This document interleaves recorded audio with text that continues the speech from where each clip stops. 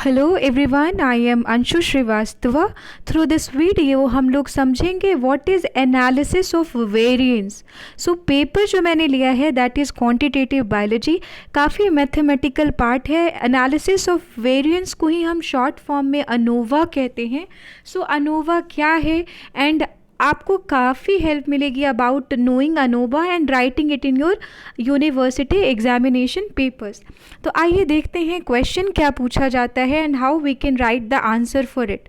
So I am reading out the question for you all. Question जो आया था, define analysis of variance and discuss one way analysis of variance. So analysis of variance का भी काफ़ी types होता है, तो हम लोग समझेंगे कि एनालिसिस ऑफ वेरिएंस बेसिकली है क्या, वन वे टाइप क्या है, टू वे टाइप क्या है, और इन डिटेल हम इस क्वेश्चन में आंसर लिखेंगे about one way type of analysis of variance.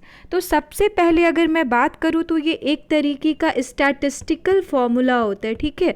Statistical formula की अगर हम बात करें तो ये पॉपुलेशन के वेरिएंस को स्टडी करेगा और वेरिएंस का कई वेरिएबल्स हो सकता है, ठीक है। हम लोग पहले देखते हैं कि इसको आंसर को लिखेंगे कैसे। सबसे पहले हम एनालिसिस ऑफ वेरिएंस का इंट्रोडक्शन लिखेंगे, डेफिनेशन मेंशन करेंगे, उसके बारे में एक ग्राफ लिखेंगे, फॉर्मूला लिखेंगे कि how we can calculate the analysis of variance. Certain terminologies है, सर्टेन टर्म्स हैं अनोवा से रिलेटेड। जैसे अगर मैं मोबाइल बोलूँ तो battery data, mobile data setting, gallery, ये सारे मोबाइल से रिलेटेड टर्म्स हो गए। चार्जर। सो उसी तरह अनोवा से रिलेटेड क्या क्या टर्म्स हो सकता है, variance and all that we will be discussing. Type क्या क्या होता है, इंट्रोडक्शन, हर टाइप का एक्सप्लेनेशन, और कुछ ना कुछ तो लिमिटेशन है, तो वो हम जानेंगे। सबसे पहले अगर मैं वेरिएंस की बात करूँ तो मीन के अक्रॉस जो भी वेरिएंस आएगा वो पता चलेगा। मान लीजिए कोई एक पॉपुलेशन है और इसमें हम स्टैटिस्टिकल फार्मूला लगा रहे हैं टू कंपेयर द वेरिएंस। अब वेरिएंस मीन्स होता है डिफरेंसेस। अगर मैं ऐसे बात करूं कि मैं डायबिटीज़ वाले पेशेंट्स की बात कर रही हूं और ऐसे लोग डायबिटिक हैं और उनमें मेडिकेशन का क्या इफ़ेक्ट पड़ा होगा, ठीक है, वो प्रॉपर दवाई ले रहे हैं, उनमें मेडिकेशन का क्या इफेक्ट पड़ा होगा, तो हम उसको अनोवा के through, ANOVA is analysis, sorry ANOVA is analysis, ANOVA is analysis of variance, उसके थ्रू हम इसका पता लगा सकते हैं और अंडरस्टैंड कर सकते हैं और काफ़ी कुछ इसके बारे में जान सकते हैं। अब अनोवा वन वे होता है, टू वे होता है, फुल फैक्टोरियल अनोवा क्या होता है। एक वेरिएबल मान लीजिए आपने लिया, मान लो अगर मैं आपके साथ, अगर मैं क्या कर रही हूँ कि पॉपुलेशन स्टडी कर रही हूँ, ठीक है, और केवल मैं एक वेरिएबल ले रही हूँ, जैसे कि मैंने केवल बात करी है age of the population, age of the people belonging to that population, तो वो एक वेरिएबल की बात करी तो that is one way variable ANOVA. और अगर हम लोग बात करते हैं टू वेरिएबल्स की, अगर मान लीजिए मैंने तो लिया, ठीक है, एज, साथ में मैंने height of the individual belonging to the population भी ले ली, तो ये टू वे अनोवा हो गया। साथ में अगर मैंने तीसरा वेरिएबल अगर जेंडर भी ले लिया तो that will be three way ANOVA. तो कितने वेरिएबल्स हमने पॉपुलेशन में लिए। सपोज आप कोई डिजीज़ ही क्यों नहीं स्टडी कर रहे हो, डायबिटीज़ अगर हम स्टडी कर रहे हैं तो उस स्टडी में हमने वेरिएबल कितना लिया है with respect to the statistic of the population, उसी को हम स्टडी करते हैं। तो देखते हैं इंट्रोडक्शन में आप क्या लिखोगे। इंट्रोडक्शन में लिख दोगे कि अक्रॉस द मीन जो है एवरेज फाइंड किया जाता है, आउटकम जो कहलाएगा दैट इज एफ स्टैटिस्टिक, और जो फॉर्मूला हम लिखते हैं अनोवा का that is this much for this very formula. अभी फार्मूला पे भी मैं बात करूँगी। सो फार्मूला में जनरली MST by MSE लिया जाता है, तो इसको भी हम लोग अभी डिस्कस करेंगे, बट उसके पहले थोड़ा सा टाइप देख लेते हैं। टाइप वेरिएबल्स के बेसिस पे अगर कोई एक ही वेरिएबल है तो that will be one way ANOVA, अगर दो वेरिएबल्स लेते हैं तो that will be two way ANOVA.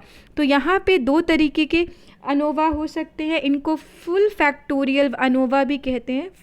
Full factorial ANOVA हम कहेंगे टू वे वेरिएबल्स को, और वन वे जहाँ पे आएगा just one way that will be one way ANOVA. अच्छा, फुल फैक्टोरियल अनोवा हम लोग इस वीडियो में डिस्कस नहीं कर रहे हैं क्योंकि हमारे क्वेश्चन में ही पूछा गया है कि आप वन वे अनोवा बताइए।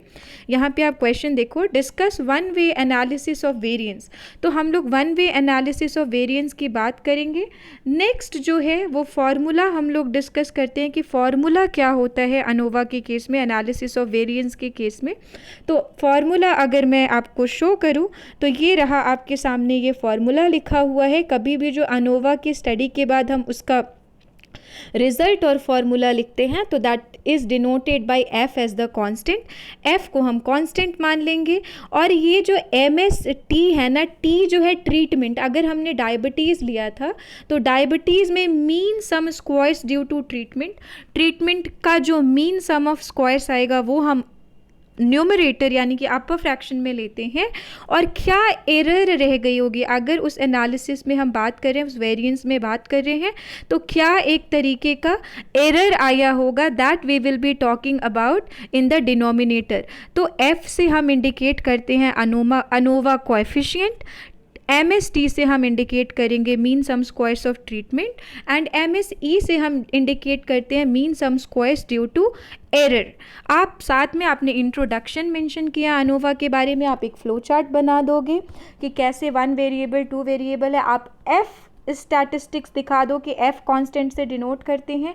आप ये ग्राफ देख लीजिए, ग्राफ में ये वाई एक्सिस पे ऑब्जर्वेशंस लिया है मैंने, वाई एक्सिस पे ऑब्जर्वेशन लिया गया है जिस भी पेशेंट और की वेरिएबल की स्टडी की जा रही है, और यहाँ पे इंडिपेंडेंट वेरिएबल्स लिए गए हैं। तो उसमें कई सारे रिजल्ट्स हो सकते हैं। और आप ये ग्राफ देख रहे हो, एक पीक आता है, फिर डाउनफॉल हो रहा है, एक अप आ रहा है, पीक। आप यहाँ देखो ग्राफ धीरे धीरे इंक्रीज किया, एक ऑब्जर्वेशन में पीक आया, फिर there is going to be fall in the graph. तो that is the graph related to it. आप अनोवा में ग्राफ मेंशन करोगे। उसके बाद हम टर्मिनोलॉजीज के बारे में जानेंगे। डिपेंडेंट वेरिएबल है, अब ऐसे आइटम्स जो मेजर होंगे जो किसी इंडिपेंडेंट वेरिएबल से अफेक्ट नहीं हो रहे हैं उनको हम डिपेंडेंट वेरिएबल कह देते हैं अनोवा में। वैसे इंडिपेंडेंट वेरिएबल होता है जिसमें क्या होगा, items have effect on dependent variable. तो जो भी आप स्टैटिस्टिक ले रहे हो, जो भी आप एनालिसिस ले रहे हो वेरिएंस में, उसमें डिफरेंट टर्म्स यूज़ होते हैं। नल हाइपोथेसिस की हमने प्रीवियस वीडियोस में भी बात करी थी कि अगर कोई सपोज्ड अजम्पशन है वो फाइनली जाकर नल हो जाता है, रिजेक्टेड हो जाता है, तो उसको हम नल हाइपोथेसिस कहते हैं। और ये काफ़ी ज़्यादा, जिसको हम H0 से इंडिकेट करते थे, और ये काफ़ी ज़्यादा एफ कैलकुलेट करने में, मतलब जो अनोवा का कोएफिशिएंट है उसको कैलकुलेट करने में हेल्प करता है। और तो और जो ऑल्टरनेटिव हाइपोथेसिस जिसको हम H1 से इंडिकेट करते हैं, जो बेसिकली डिफरेंसेस बताता था, उसको भी हम in as a terminology one way hypothesis में, वन वे अनोवा में इंक्लूड कर सकते हैं। और तो और फिक्स्ड फैक्टर मॉडल भी होता है। तो ये सारी तो हो गई टर्म्स रिलेटेड टू अनोवा। आप क्या करोगे, सबसे पहले आप डेफिनेशन मेंशन करें, उसके बाद आपने फॉर्मूला मेंशन किया, आप थोड़ा डिफाइन कर दोगे जो भी हम लोग बातें करें, 1 वे अनोवा, 2 वे अनोवा। तो इसमें 1 वे अनोवा में ना BMI पे लिखा है कि बॉडी मास इंडेक्स जो हमारा होता है, बॉडी का हाइट वेट प्रोपोर्शन, तो उस पर क्या इफेक्ट आया होगा। 2 वे में देखो आप एज और बॉडी मास दोनों ले ली गई है। 3 वे में एज, बॉडी मास और डाइट कोई पर्सन क्या ले रहा है वो भी लिया गया है। तो ये वेरिएबल पे होता है, आप ख्याल रखेंगे। जो टर्म्स होते हैं अनोवा के, जो वेरियांस होता है 1 वे एनालिसिस ऑफ वेरियांस, ये 1 वे में बस एक टर्म ली जाएगी, 2 में दो वेरिएबल्स लिए जा सकती है, और 3 में 3 वेरिएबल्स। ये जो भी चीज़ें हम बात कर रहे हैं उसके बारे में प्रॉपर डिस्क्रिप्शन लिखा हुआ है, आप इसको अपने आंसर में इंक्लूड कर सकते हो। टेलीग्राम चैनल पे तो मैं PDF पोस्ट करती ही रहती हूँ, आप वहाँ से डाउनलोड कर लेना। आते हैं 1 वे अनोवा के बारे में डिटेल डिस्क्रिप्शन, कि 1 वे अनोवा को सिंपल अनोवा या सिंगल फैक्टर अनोवा भी कहा जाता है, क्योंकि केवल एक वेरिएबल की बात हो रही है यहाँ पे। अगर बॉडी मास इंडेक्स हमने लिया है किसी पॉपुलेशन का, तो केवल बॉडी मास इंडेक्स की बात कर रहे होंगे। अगर मान लीजिए आपने एज लिया गया है, अगर स्टैटिस्टिक्स में या वैल्यूज़ में एज लिया गया है, तो केवल एज की बात होगी। तो ये सूटेबल होता है for the experiment with 1 independent value only, 1 independent variable factor ही है। एकदम सिंपल मैं समझाऊंगी तो पॉपुलेशन ग्राफ, स्टैटिस्टिक आप सब सुन रहे हो। अगर मैं सिंपल सी भाषा में समझाऊं कि अगर आप सपोज करो अपने लिए ड्रेस लेने गए हो, तो आप कुछ वेरिएबल्स देखते हो। अगर आप बस एक ही फैक्टर देख के ले लोगे कि कलर कौन सा है, आपको कोई फ़र्क नहीं पड़ रहा कि डिज़ाइन क्या है, मटेरियल क्या है, तो आपने बस कलर के बेसिस पे चूज़ किया, तो आपने एक ही वेरिएबल देखा उस ड्रेस का। अगर मान लीजिए आप जाते हो ड्रेस लेने और आप 2 वेरिएबल्स देख रहे हो उस ड्रेस का, आप देख रहे हो कि कलर कौन सा है, ठीक है। और साथ साथ में आप फैब्रिक भी देख रहे हैं, आप डिज़ाइन देख रहे हैं, आप फैब्रिक देख रहे हैं तो 2 वेरिएबल्स, और साथ में आप डिज़ाइन भी देख रहे हैं कि क्या डिज़ाइनिंग है इस कपड़े की, तो आपने 3 वेरिएबल्स इंक्लूड कर लिया। तो यही होता है, जो वेरिएंस होता है, जो एनालिसिस होती है, वो सर्टेन वेरिएबल्स पे होती है। अगर पॉपुलेशन की स्टडी की जा रही है, किसी डिजीज़ की बात की जा रही है, सपोज डायबिटीज़ की ही, तो वो किस वेरिएबल पे है, इस पे वो बात डिपेंड करेगा। और ये इनडायरेक्टली जो है इंडिकेट करता है इंडिपेंडेंट वैल्यूज़, मेडिकेशंस पे होगा। और ये कुछ एनोवा की अजम्पशंस है, इसको आप मेंशन कर दोगे और काफ़ी ज़्यादा मदद करता है मेडिकल साइंसेज में मेडिकेशंस के बारे में जानने में, इफेक्टिवनेस के बारे में जानने में। ये अनोवा टेस्ट हो गया, और फाइनली आप पर्पस और कंक्लूजन लिख दोगे। तो आई होप आपको काफ़ी हेल्प मिला होगा इस वीडियो से। आप सबसे पहले इंट्रोडक्शन मेंशन करेंगे, फिर आप फॉर्मूला मेंशन करेंगे। इंट्रोडक्शन मेंशन करने के बाद आप फॉर्मूला मेंशन करो, आप टर्मिनोलॉजीज मेंशन करो, आप one way analysis properly explain कर दो, आप ग्राफ इंक्लूड करिए, एंड इसके बाद that will be all for this video. I hope आपको काफ़ी कुछ समझ आया होगा और काफ़ी कुछ हेल्प मिली होगी, और आप हंसी खुशी अपने एग्जाम में ये आंसर लिख के आएंगे। So keep learning everybody, keep taking care, keep supporting, ख्याल रखिए, पढ़ते रहिए, and we will be rocking in the examinations, right? So keep taking care everyone. Thank you everybody.